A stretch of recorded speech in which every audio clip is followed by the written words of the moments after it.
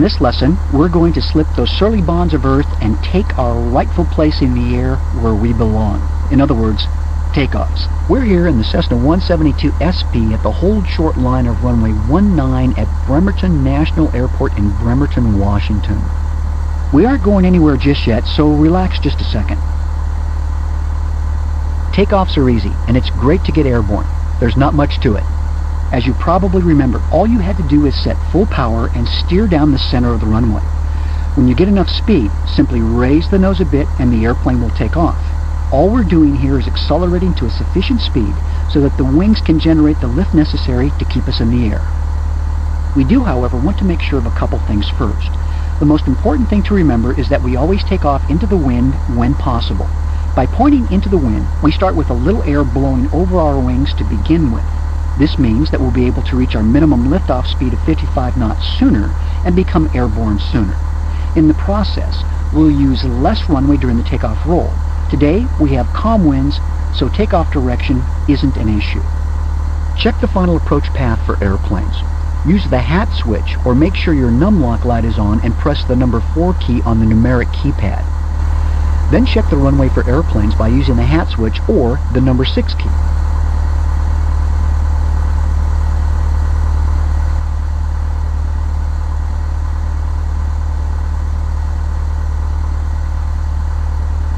If the final approach path is clear, we can taxi onto the runway. As soon as we taxi onto the actual runway surface, that runway belongs to us and no one else should be using it. As soon as we taxi onto the actual runway surface, move the stick all the way to the right, or if you have a joystick you can twist it all the way to the right to line yourself up with it. Then return the stick to the center once you're pointed the right way and come to a stop by using the period key or the trigger on the joystick. Don't spend too much time taxiing around trying to be exact about it. Otherwise you'll use that precious runway, and one of the most useless things in aviation is the runway that's behind you.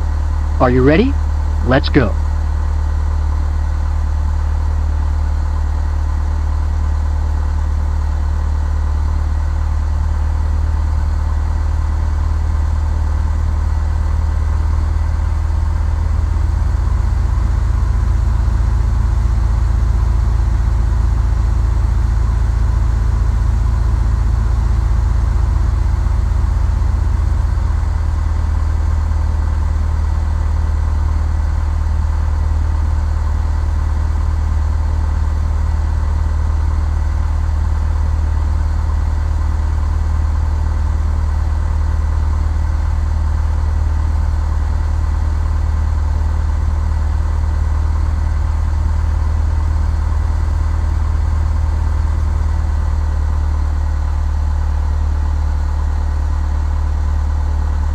Alright, Captain, let's do the before takeoff checklist. Cabin doors and windows closed and locked. Flight controls free and correct. Fuel selector both. Mixture full rich. Elevator trim at takeoff setting. Before takeoff checklist is now complete. Of course, in a real airplane, we take a lot more time to complete this, but now it's time to fly. Take a deep breath, let it out, and apply full power with the throttle or by pressing F4.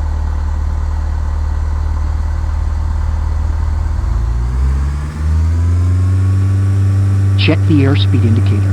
When it reaches 55 knots, gently ease back on the joystick to establish a climb attitude. This is called rotation and has nothing to do with the airplane's tires.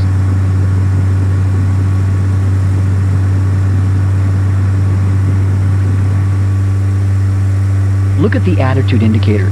Make sure the little orange dot is on the second line in the blue part.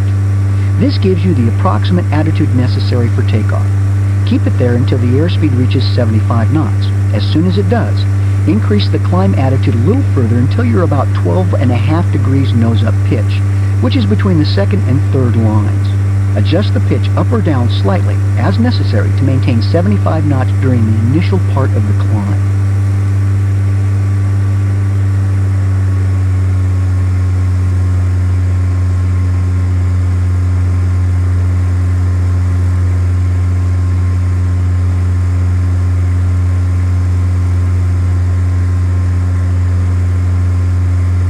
Speed up. Okay, although I try never to say that's about all there is to it, well, that's about all there is to it.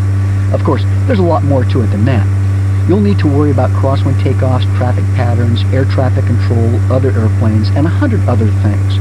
But now you understand some of the most important aspects of the takeoff. You can end this lesson by pressing the escape key, or you can rerun it by pressing the control and semicolon keys. As with all things in aviation, the best advice I can give you regarding takeoffs is practice, practice, practice.